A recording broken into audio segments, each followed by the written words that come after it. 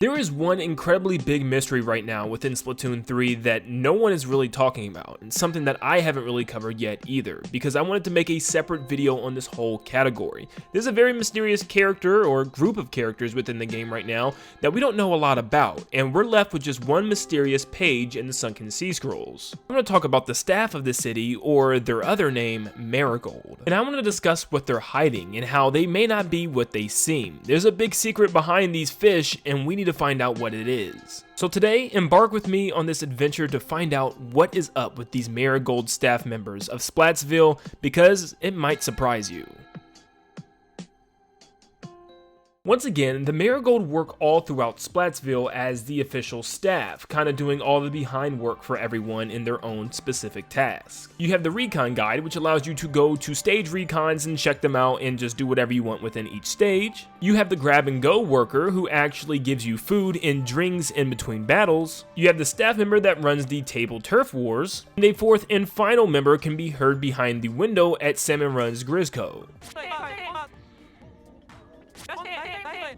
This then gives us a total of 4 Marigold staff members that work throughout Splatsville. But let's back it up for a second. What does Marigold even mean? A lot of people have thrown in their opinions, and a lot of information I've searched online gave me a couple conclusions. On the Japanese official Splatoon website, Marigold is actually called mothers, so maybe they feel like they are above everyone else as the mother figure of all the fish? I don't know. The actual term Marigold can be translated to the words ideal goldfish, because at the end of the day, that's kind of what it's saying. So with the words mother and ideal goldfish, maybe they see themselves as a higher power, you know, bigger and better than what people see them as, which is leading to my next kind of theory, here in a second. Oh yeah, and marigolds are flowers. I don't think they have really much to do with this whole thing, but I thought I'd throw that in there. Believe it or not, goldfish became domesticated just 2,000 years ago as household pets, which wasn't that long ago if you think about it, but were seen as a symbol of luck and fortune at first, and only owned by members of the Song dynasty, only in China, but now they are everywhere just as cheap household pets. So there was a time where the goldfish were praised and seen as a symbol of luck and fortune, and now they kind of just fell down to just an everyday average household pet, which could be a fuel source for the reason why they might be upset and might be villains in this game.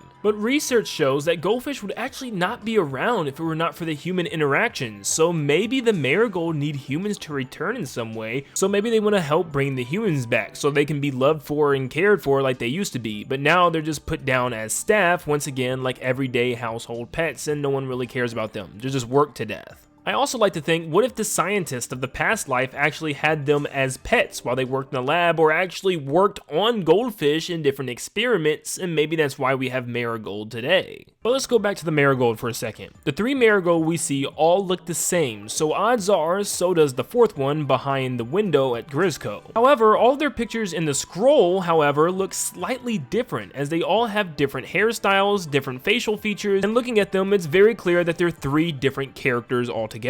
Unless somehow it's just one fish really good at disguises, these are 3 different characters. Now the scroll itself only has one main description. It's about the Marigold themselves, meaning their 3 names and where they live. Remember, all of these names are alias names, not their actual ones. But the first one we have is Nishio Oranda, and Oranda is a type of goldfish, and they're the ones with the bigger bodies and of course the giant lump on their heads, which is what they all kind of look like already. The Poison Rouge is a small red/orange goldfish, which doesn't quite look like the others, but it's also the name of a music venue and multimedia art cabaret in New York City, which may not have a reference, who knows. And the final one is named Ranchi-yu, which could be a unique wordplay for the Ranchu goldfish, which is a very accurate looking fish amongst all the Marigold. They have huge plump bodies with giant plumped heads as well. But there's also a story of Chi-yu, which is a story about a little boy who swallowed a golden bead to hide it from a farmer and turned himself into a fire-breathing dragon by swallowing the bead.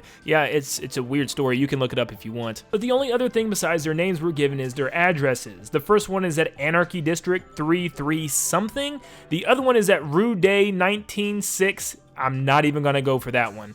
And the last one is at South Gill Province in Tailfin City with some type of numbers to a district, but lots of the numbers of the addresses are blocked off, probably for privacy information. The one that interests me the most is Tailfin City because we've seen Inkopolis Plaza and Square and we've seen Splatsville, but we've never heard of a Tailfin City, which might be a city of more diverse sea creatures that we haven't seen yet, and maybe the city for Splatoon 4 or whatever's next in the series. But once again, it looks like they are all being hunted down for some reason. All three are crossed off as if they were eliminated by maybe a bounty hunter or someone hunting them down. The government for Splatoon world, I don't know, but yeah, they seem to maybe even be villains in this game and that they were finally trying to find who they are, and the Marigold may be some type of mafia gang or family of these guys that are just not good fellas. So it's unclear if there's like a tribe or organization of these things, or only a couple that are here to scout everyone out as the Marigold Staff for now until it's time to strike. Maybe another reason why they all look the same right now, because they just want to blend in and just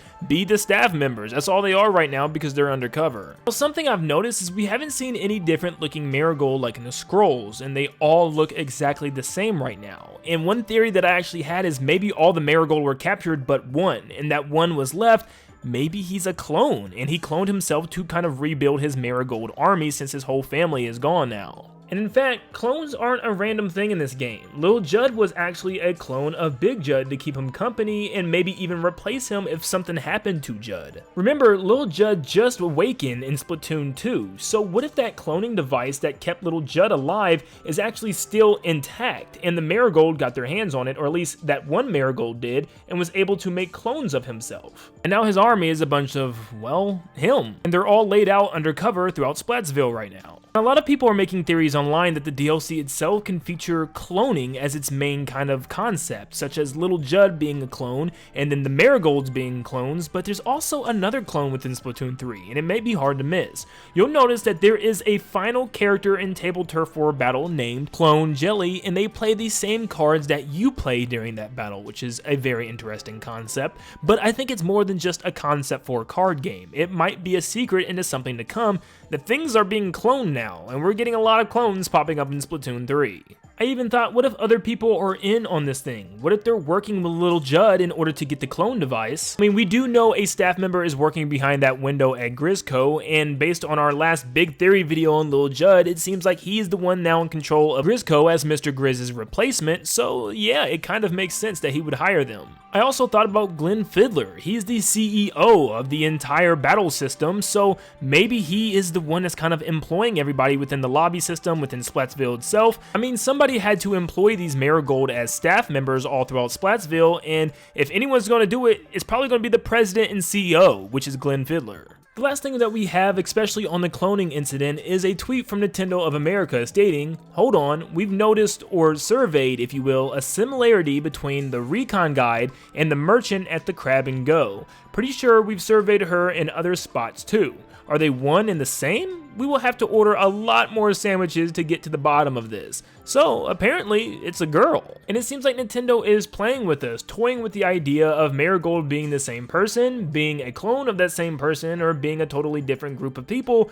We don't know yet, and Nintendo seems to be hinting at something possibly to be announced in the future regarding this character. But she is a very mysterious character within Splatoon 3 and definitely adds to the lore, and I'm very interested to see how they're going to expand on these Marigold creatures, and if they are they going to be villains within the DLC or the next installment of Splatoon? Who knows? Just like the Splatoon 3 team themselves, we're going to need a lot more research before we come to a final verdict. But what do you guys think? Do you guys think the Marigold creatures are some evil goldfish ready to take over Splatsville?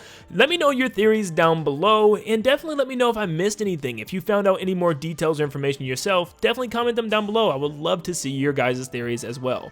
Thank you guys so much for tuning in. If you enjoyed today's video, make sure you leave a like, subscribe, and stay up to date on all things Splatoon and Nintendo in general. And like always, I'll see you on the next one.